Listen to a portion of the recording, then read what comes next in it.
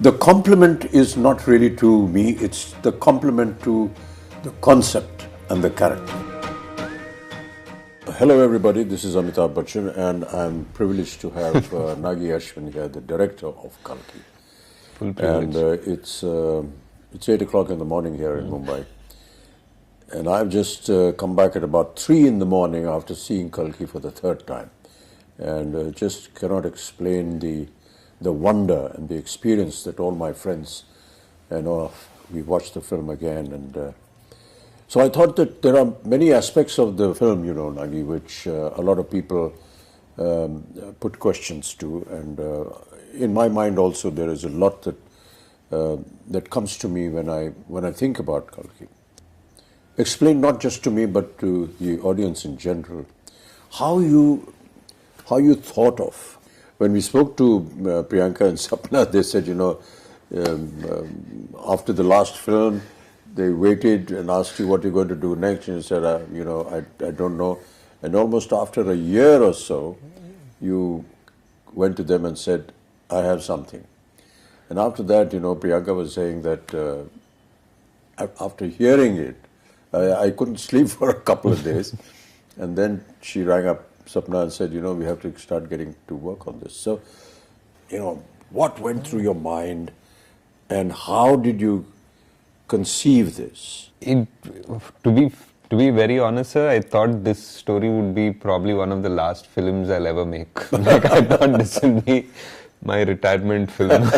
But and we won't let you do that. Yeah, and I had like a smaller story, maybe something that was not as ambitious as this, that I wanted to start off with, and somewhere along the way, like those few months after Mahanati, I was coming across either articles or like some sort of videos about the Chiranjeevis or about some sort of a Mahabharata connect, and I was even seeing some articles where I was seeing that maybe some production houses in Bollywood were starting to think about Mahabharata or Ramayana and all of that at that time, and I had this story, I had a germ of this story already by then, and I was like, okay, so maybe it's time to bring this out of hibernation.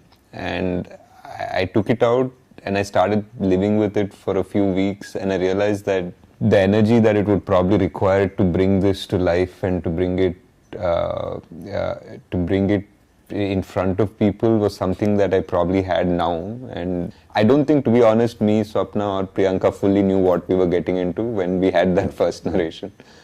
That's what they also said, they suddenly realized, oh my God, we need to start working on this now if this concept and this dream has to fructify. Yeah, we started with one concept artist and we thought, we'll conceptualize the main sequences of the film, but as we kept going deeper into that rabbit hole, so to speak, we realized every single thing had to be conceptualized and every single thing had to be built, and we realized it needed an army. Yeah. You showed me a photograph of Ashwatthama, who has aged and is now fighting Bhairava. Yeah. Fighting Bhairava. And for someone to have had that kind of a visual in mind, and then to be told about the title, Kalki, and 2898 AD, and I couldn't understand that. So, maybe you could explain for the benefit of the audience.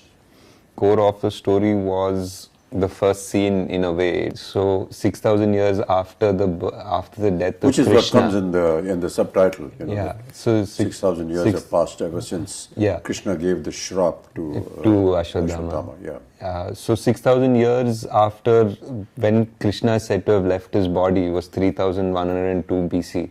So to speak. So exactly that would lead up to 2898. The story of Ashwatthama happens after the 18 days of the Kurukshetra. Yeah. It happens at the very end, like after the victory, after everything. This is probably 18 days of the war for Kurukshetra. Yeah. After the 18 days of the war, this is the last thing that happens in the Mahabharata, so to speak. The most important confrontation between the Pandavas and the last Kaurava, so to speak. Yeah. So I felt that this was the ending of this story, sort of, but it's also the beginning of another story. Yes. And it doesn't finish. Like, I feel it's not finished. We just, even in the Mahabharata, for what I have read, it just is like Ashwatthama is cursed and he walks into the woods.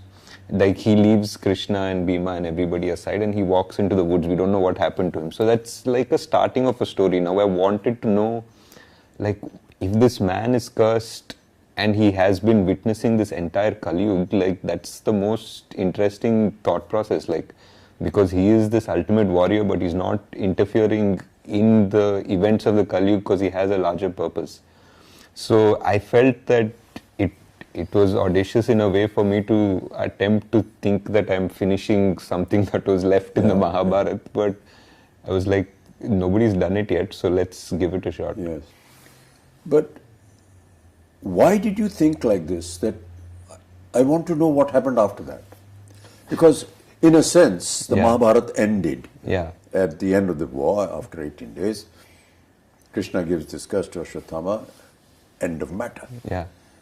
But you said you thought, okay, what happened after that? I had really loved this dialogue in that first scene, sir. What we did, like, after Ashwatthama says, kill me now, I'm ready. Yeah. And then Krishna says, no, death is not a punishment. And then we have a wide shot of this battlefield with hundreds and thousands of people who are dead. Yes. And that, for me, even when I was writing it, that just felt like it had a deeper meaning. It feels like, Mahabharata has killed millions of people, but Krishna right now is standing there and saying, death is not your punishment, having to live is your punishment. That just meant, like, maybe there is a whole karmic level to this whole thing. Mm-hmm. And for Ashwatthama also, I felt that anger, like, though he was very cruel in that particular moment, that anger was justified because he just felt that his father was killed very unjustly. And his father was a great warrior and he was killed in the most unjust way. So his anger was justified in his own way. So now his redemption is also very justified. But we never know if that redemption ever comes, because it's not like Ashwatthama is always been evil or something like that. He's actually a very noble warrior. He's meant to be an avatar of Shiva. People say, like, Drona prayed to Shiva to get a rupam of Shiva as his child, and that's how Ashwatthama was born.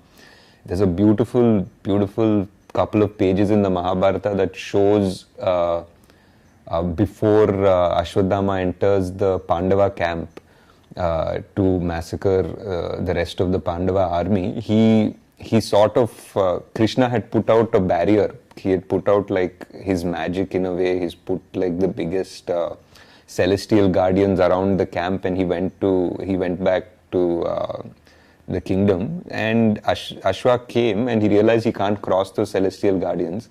And for that one time, he became like a Rudra Roop, like he became Shiva. He entered one pyre and he came out like Shiva. And there's Kripacharya watching this, and he became so scared, like he actually ran away from that scene because Ashwatthama was so terrible and so magnificent. So that character always intrigued me.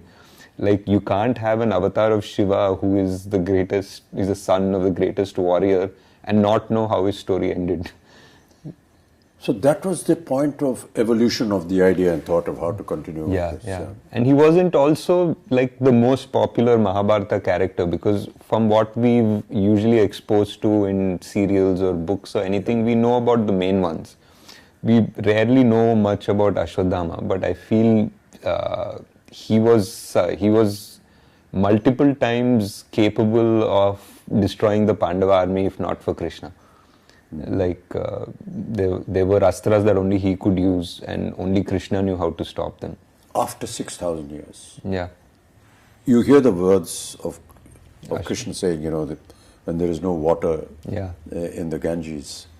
And these were all very symbolic but very pertinent little things that kept coming up. How did you conceive that the futuristic world 6,000 years from now is going to be looking like this? There were a lot of things that we try to extrapolate, sir. Like, for example, there is massive drought now. There is clean air is already such a problem in so many places in China or even Delhi, for that matter, that buying air is going to become a common thing. It's actually become a common thing already.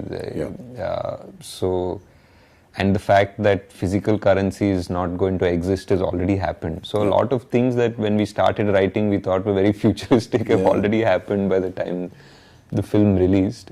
And we had to just try to understand that if there is no water and the biggest problem is fertility, I feel, like of man and of the soil. Like those are the two biggest things that will change the world. If human beings suddenly become infertile to a certain level, we just have barely 100 years before we go extinct, in a way. And if the soil stops being kind to us and it becomes dead in a way, then how much synthetic food are you going to develop, and how will that society be that lives only on synthetic food? So those are the two big things we tried to explore, though we didn't have time to really get into the details of it, but that was the thought process. During the portion when they were designing all this, were there any questions that ever arose in your mind?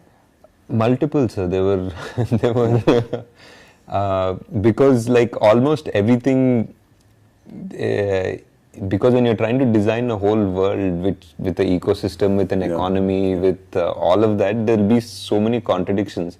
Like even just the architecture of things, there'll be like, what are your vehicles running on? Like if it's running on this, then why don't these people have access to it?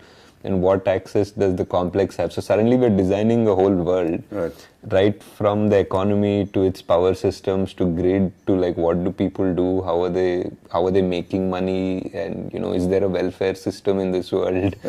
Like there's so much discussion, and after I think 5-6 days of brainstorming, we usually just stop and say, enough, let's get back to the story.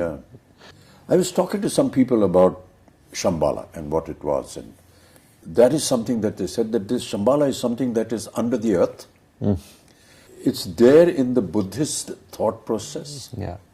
I personally felt that there is a scene when Mariam comes forward before she sings that song, to that circular that design, mandala, which I don't know whether I'm correct in saying that, but it's a very Buddhist. So is that what went through your mind? It was, sir. I think the idea of Shambhala is something that is very similar to our culture and Buddhist culture, even Persian culture. They have different names for it. And I felt that it's very interesting that all of them have names somewhat similar also. Somebody calls it Shangri-La, somebody calls it Shambhala, and all of them say that it's a place where people are going to sort of retreat to in the Kaliyu, when adharma becomes so much more outside, and that's where the avatar will come, the savior will come, so to speak. So I felt it's very interesting that so many cultures have the same idea. And the idea of the symbols in Shambhala was like a mix between the chakras that we have, the Sri Chakra and all of that, combined with the mandalas that Tibetans have, which are so similar. So that was that. We just wanted to find, I think in the production design discussions that we were having, we were always trying to see like how culture would be amalgamated in 6,000 years. It wouldn't be like sharp lines between cultures and traditions. Things would probably get merged a bit. But it's, it amazes me how one person's brain could have designed and thought of all these things. I couldn't have, sir. There was a production designer, Nitin Zihani. We had multiple meetings. We have a concept design team which is really good. They're from Jaipur, fully Indian, like Immortal Collective. We had an in-house storyboard artist, Venu. I mean, for a movie like this, I would say that we probably required a bigger team, but the team that we had was fully on board, and everyone was constantly ideating. I mean, I definitely had to okay the final aesthetic, and I would guide them and direct them the way it had to go. But if not for the concept designers and Nitin's brain also, this wouldn't have come out the way it has. Kamal that day when we had a general, Yeah, when we were talking to the rest of the guys, he said something very nice. Yeah. He said, a lot of the filmmakers come to me and they describe the story and they give me very efficiently made Concept storyboards. Yeah. But the point is that his opinion was that how does this storyboard actually get into practice, and what is the reality of it? It's all right to make some drawings and come, but he said that when I saw this and when I heard Nagi, I thought, gosh, it's going to be another one of those storyboard things. But then Nagi showed me some visuals which he had shot, and I believed, and just went ahead with it. What was the idea of the complex? The idea of the complex was, it was like everything is there. It's beautiful. It feels like heaven. There's water. It feels like, animals are frolicking happily, and it's clean air and all of that. But there's something that feels unnatural about it as well. There's something that doesn't feel real, and it doesn't feel it belongs there. So it was that aspiration of man. I feel that when you go to the complex in the film, there is this idea that you need 1 million units to enter the complex in this world. That idea was like a creative idea of yours. Yeah, it was a creative idea. It was something to give a goal to Prabhas's character, and everybody in that world they basically were working around that goal. They wanted to make 1 million units to get into the complex. But my idea was that you can't make 1 million units by being straightforward. The complex wants you to backstab each other. The complex wants you to fight amongst each other to make that 1 million units, and they're just going to be at peace because these people are never going to unite. That is what is happening in Kaliyu, Yeah. This whole backstabbing and everything, everyone wants to grab and go on to the top, Correct. That famous story about all of us, we're all like cockroaches and everyone wants to go up, and reach the top of the lid of the bottle where they're in. So, you are catering to an audience, and there are many portions which I felt, as somebody who's been in the film industry, could understand that, okay, we are playing to the gallery. Yeah. This is Prabhas. For sure. This is a Telugu film. And Prabhas is Telugu. And you have to understand that he's massive, and he's godlike there. So many elements which a lot of people felt in the first half, because of its length and so on and so forth, at times they were not able to understand, or to say, come on, let's get on with the story. But the fact is that it's like an intro to the hero of the film, but not just the hero of the film, but also the hero for the Telugu-speaking nation. And that is something that, people perhaps overlook. But we have to give it to them. At the same time, giving out to the audience, I've never lost a fight and I never will. Which are actually Krishna's words. And you give it to Prabhas, to Bhairav. True. But the point is that for the common language that the Telugu nation that is gaga over Prabhas, it has an alternate meaning as well. Also, And that is, those are the claptraps. So I just felt it was a wonderful amalgamation of playing to the gallery, yet not entirely submitting yourself to them. It was a tricky line, sir, for sure. Sure. That's a very thin line. I mean, I would love to go and sit in a theatre in Hyderabad and sit with this Telugu-speaking audience when they're seeing this, because they must be going wild when they see Prabhas saying this, and all the comic interludes that he has, and they had wonderful little snippets, that she comes out with, which are valid for the film, yet extremely valid for the common man. I mean, how did you think of that? Like you're saying, it's a very thin line, sir. Like, there were a few things in his intro, for example. Like, I think a new audience from Paris wouldn't make anything of it. Because there's a hologram that is glitching it says possible rebel, 5-star bounty. Yeah. And then it just glitches just for a moment right next to Prabhas and says rebel star for like an instant. And that's a claptrap for sure. Yes. And but for anybody on the outside, it doesn't make any difference. It was hard to design something like that. And there was something also where Bujji says, even I have some fans, and Bujji says, yeah, you have a rebel fan. Yeah. and again, for another audience, it doesn't make any difference because he was a rebel. We established that. But that's what I felt. It was a brilliant amalgamation of playing to the gallery playing to the audience in Hyderabad, yet not moving away Yeah. from the concept of the film. Yeah. The concept of fertility, Yeah. was that a story imagination, or is there some kind of a link? It was a bit of a story imagination, sir. It felt like in the Kaliyu, like what is the last thing that can be taken away from us is the gift of life. People's morality and this and that and everything. And the last thing that would die is the actual gift of life, like whether it is food or whether it is the chance that we procreate and make and continue our species. So just the fact that, that there was a dialogue which said that I will be born in the last womb of the Kaliyu. So that was there in one of the earlier drafts, and it felt like that was the most dramatic way to introduce our savior. Yeah. And a lot of questions being asked is, how do you manage to perform when you don't have the props around you? Yeah. We really tried in this film to build as much as we could, sir. Like whether it was the off sector where there was desert and the truck and everything, or Shambhala, the bridge. We tried our best to give as much, but yeah, there were definitely sequences where it was just a blue screen. Yeah. We all know that, Indian cinema works on poetic justice. Yeah. And I keep quoting this from my father, who used to watch a film during his last days every evening, and I was to ask him, what is there in watching a film?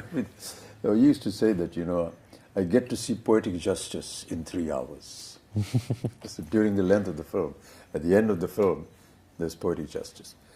To bring that kind of poetic justice in Kalki, in the Mahabharata, is it going to be factual? Is it not? I mean, this we will discover in part 2.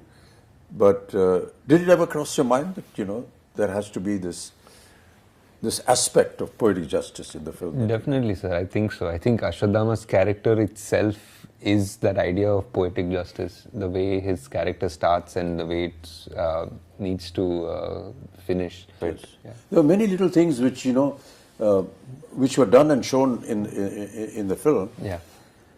But its essence was actually realized by the audience. Yeah. It's like Sumati's Agni Pariksha in a sense. Yeah.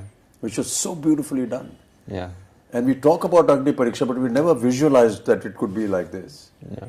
And you have the carrier of the next avatar go through this Agni Pariksha, which you show Sumati walking through this, ball of fire, and nothing happens to her. Yeah. Whereas when the fighters go through it, it doesn't burn up.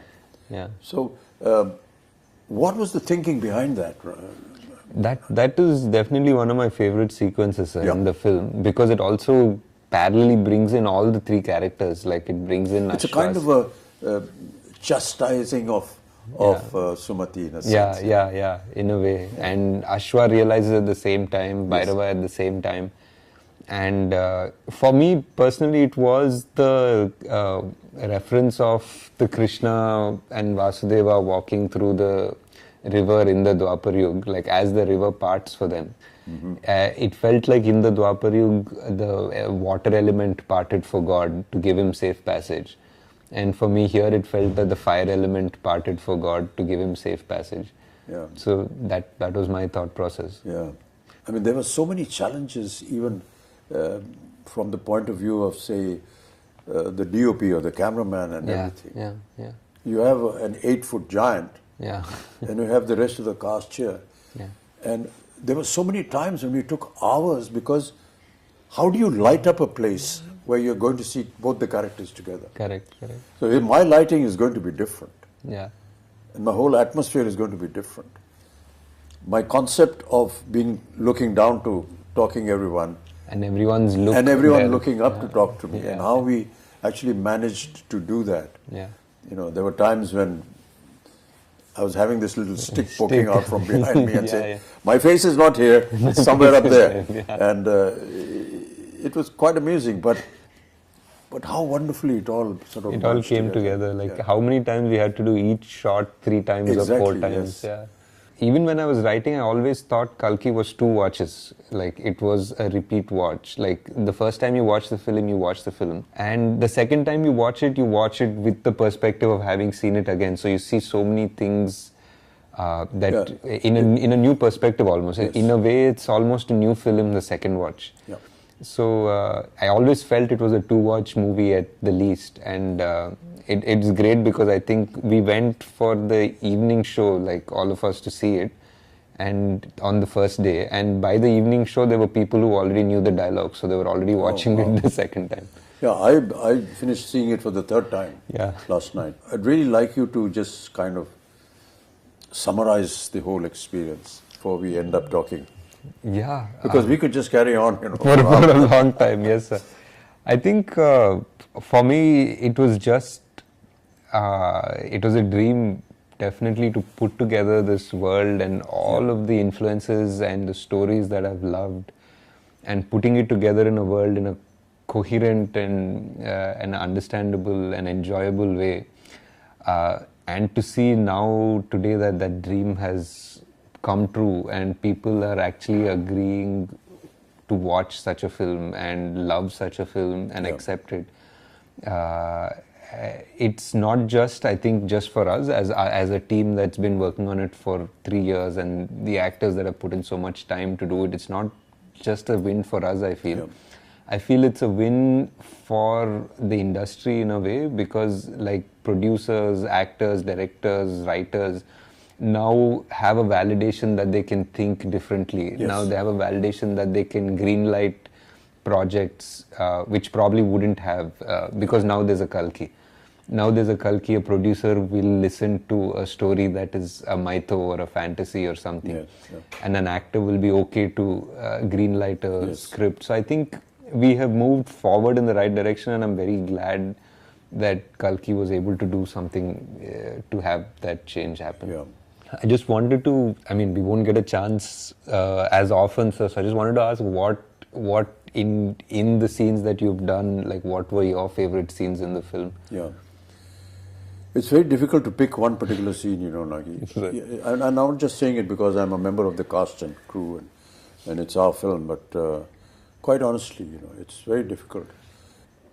Really, the purpose of talking to you, Nagi, was that. That it's, yes, it is a film. Yes, it is make-believe. But it's make-believe. It's the belief that we want you to go and see, because it's been made with belief. And that belief is what is the strongest point that I feel in the film. And each time I see it, it's that belief. I hope that, the audiences will go and see this film with the kind of interpretation that Nagi, the director, had, and his vision, and the way he has explained the many aspects of the story. It's a film that anybody will identify with, because it's, good over evil, and all our films are like that. But to give it the depth and bring that mythological history, culture into the open and prove it, that is what was challenging for Nagi, and that is what I find he has been able to find victory in that challenge. So now we wait anxiously for part 2. How is it all going to end?